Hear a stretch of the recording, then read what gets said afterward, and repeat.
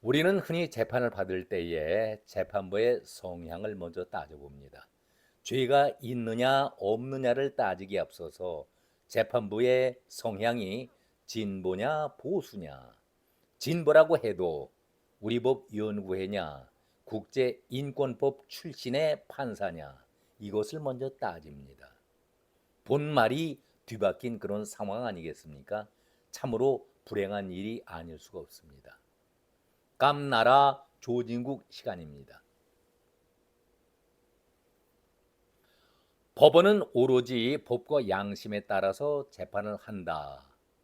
판사라면 누구나 다 이렇게 한 목소리로 외치고 있는데 현실은 그렇지 못하기 때문에 늘 이 문제가 앞에서 말씀드린 대로 어떤 성향이냐 논쟁거리가 되고 있습니다. 이재명이 선거에 임하기 전에 이미 조희대 대법원 이재명에 대해서 법적 처벌 방침을 분명하게 언급을 했습니다. 이미 답을 내렸고 결론까지 밝혔습니다.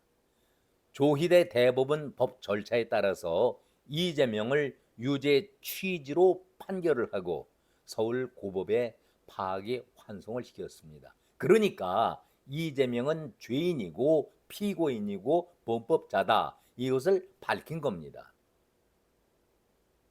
그래서 서울고법은 바로 사건을 접수하고 5월 15일에 첫 재판을 열겠다, 이렇게 밝혔습니다.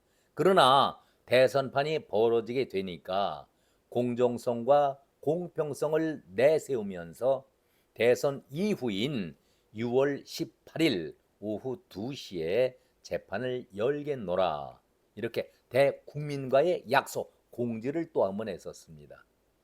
그리고 얼마 전 6월 9일, 6월 18일이 다가오게 되니까 6월 9일 이렇게 표현을 했습니다. 그 당시에 연기했을 때는 추후 재판 일정을 정하겠다, 이런 용어를 쓰다가 6월 9일에는 무기 연기로 바꿨습니다. 한마디로 국민을 우습게 알고 농락을 했다, 저는 이런 말씀을 드립니다. 그렇다면 서울고법에서 어떤 취지에서 이렇게 제멋대로 무기 연기로 재판을 보류시켰을까, 중단을 시켰을까, 한번 이유를 알아보겠습니다. 형사 제7분대 서울고법의 이재권 부장판사, 앞에서 말씀드린 대로 6월 18일 날 재판을 해야 한다라고 했었는데 기일 추정 지정을 결정을 다시 한 것이죠. 이것을 무기 연기하겠다. 그러면은 재판부는 이 이유를 헌법 84조를 들고 있는데 대통령의 불소추 특권이 84조에 명기가 되어 있습니다. 그렇다면 기소 이후에 진행 중인 재판에도 적용된다라는 판례적 의미를 담고 있다라고 일부 법조인은 주장하고 있는데 저는 이것은 위헌적인 발상이다, 잘못된 것이다 라고 강하게 반대 이유를 밝힙니다. 앞으로 대통령이 재임 기간 내내에는 형사 재판이 열리지 않을 것을 암시하는 그런 발언이기 때문에 이것은 국정 운영을 하는 데 있어서는 도움이 될 수 있을지 모르겠지만은 아무튼 법조인 간에 있어서의 공방은 앞으로 치열해질 것이다, 저는 그렇게 생각을 합니다. 우리 국민들 법을 알고자 하는 것 아닙니다. 그런데 하도 위법자들, 범법자들, 도둑과 사기질을 한 자들이 정치 지도나임내 하고 나섰기 때문에 우리들이 귀동냥이지만은 법조문을 거의 달달 외우고 있는 것 아니겠습니까? 헌법 84조를 고등법원이 재판 연기 이유로 들고 있는데 다 알고 있는 사실이죠. 대통령은 내란 또는 외환의 죄를 범한 경우를 제외하고는 재직 중에 형사상의 소추를 받지 않는다.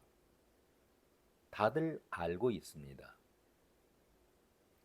그것은 대통령의 국정 수행이 형사 절차로 인해서 방해를 받지 않도록 하기 위한 최소한의 보장 아니겠습니까? 저는 이 주장은 당연히 맞다 이렇게 말씀을 드립니다.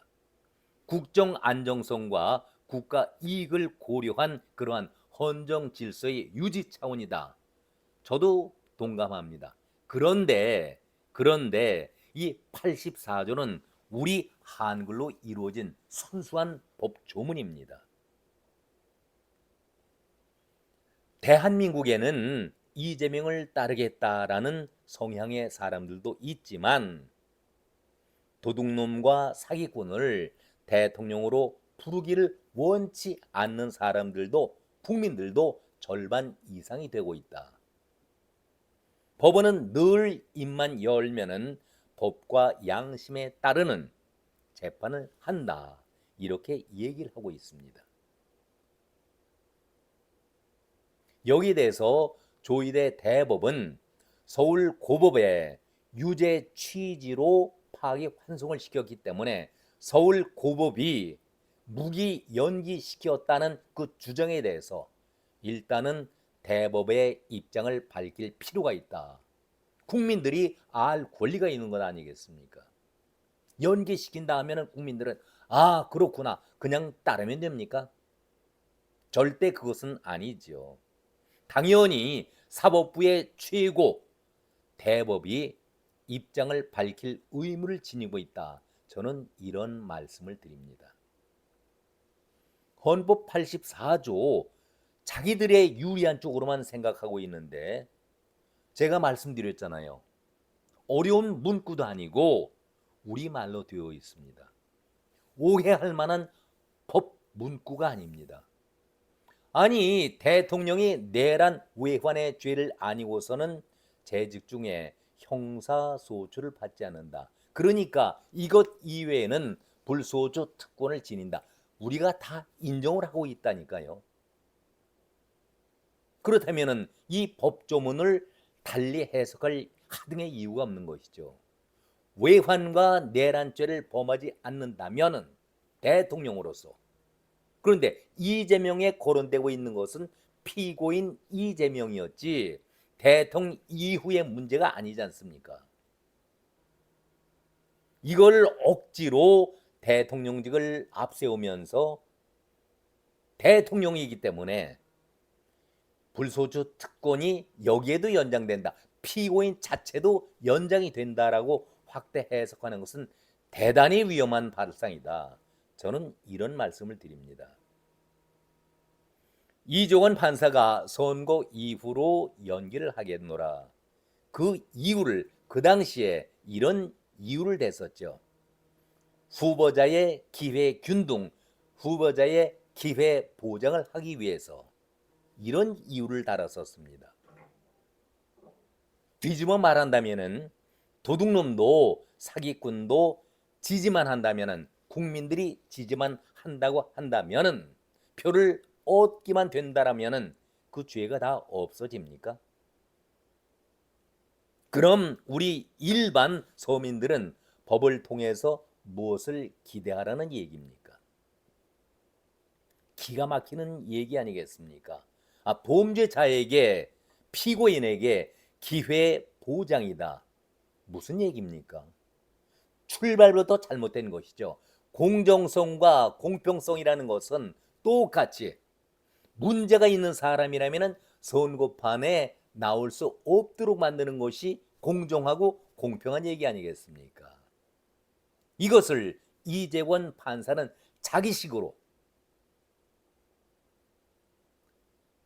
기회 보장이다. 이 자체가 공정하지 못하다. 스스로 법원이 인정하고 있는 것 아니겠습니까? 한마디로 감방 가야 될 차를 어떻게 대선판에 나가서 국민들로부터 인정을 받게 하느냐. 조희대 대법이 유죄 취지로 파기 환송을 시켰을 때 한 그 말 여러분 기억나십니까? 피고인의 주장보다는 선택을 하려는 유권자들에게 올바른 선택을 할 수 있도록 이끌어 주는 것이 사법부가 해야 할 일이다. 대단히 중요한 얘기입니다. 그렇기 때문에 이것이 김명수, 권순일 억지 주장으로 사기 판례를 만든 바 있었죠. 그래서 이재명을 살려준 것인데 이것을 바로잡겠다는 것이 조희대 대법의 새로운 판례 아니었습니까? 피고인의 주장보다는 투표를 할 유권자들이 올바로 그 사람이 올바른 사람인가를 판단하도록 만드는 것이 더 중요하다. 새로운 판례를 만들었는데 정답을 준 것 아닙니까?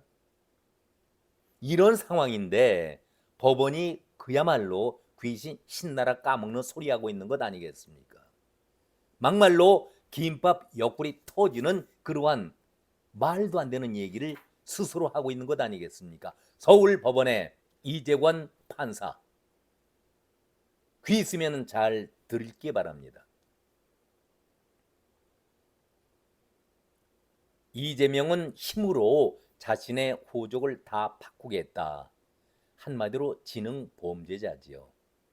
자기 죄를 모두 탕감시키고 호족 자체를 아주 깨끗하게 만들겠다. 그래서 면소 법안을 만들고 있는 것 아니겠습니까? 이런 파렴치한 자가 어떻게 대통령이라는 소리를 들어야 합니까?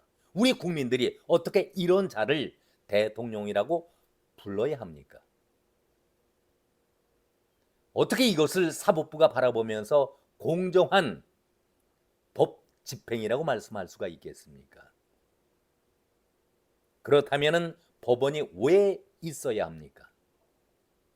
그러니까 여기저기에서 이것이 나라냐 이런 말이 탄식이 절로 나오고 있다. 그런 얘기를 들어보지 못하셨습니까? 이재명이 선거에 임하면서 윤석열 전 대통령을 공격할 때에 대통령도 법 앞에서는 평등하다. 이런 얘기를 직접 이재명이 하지 않았었습니까? 재판을 제대로 받아라 라고 외쳤던 자가 바로 이재명이었습니다. 조희대 대법이 김명수와 다르다는 점을 국민들은 잘 알고 있습니다. 엊그제 제가 민주주의의 상징인 그 출발이 되었던 영국의 마그나 카르타에 대해서도 말씀을 드렸는데 도덕성이 중요한 것 아니겠습니까? 말 없는 국민 다수의 침묵이 결코 침묵으로 끝나지 않는다라는 것을 사법부는 명심을 해야 합니다. 우리나라는 대한민국은 민주주의 국가이고 국민이 주인인 그런 나라입니다. 국민이 분노하고 있다는 것을 똑바로 명심해 주기를 바랍니다. 오늘은 여기까지 말씀을 드렸습니다. 고맙습니다.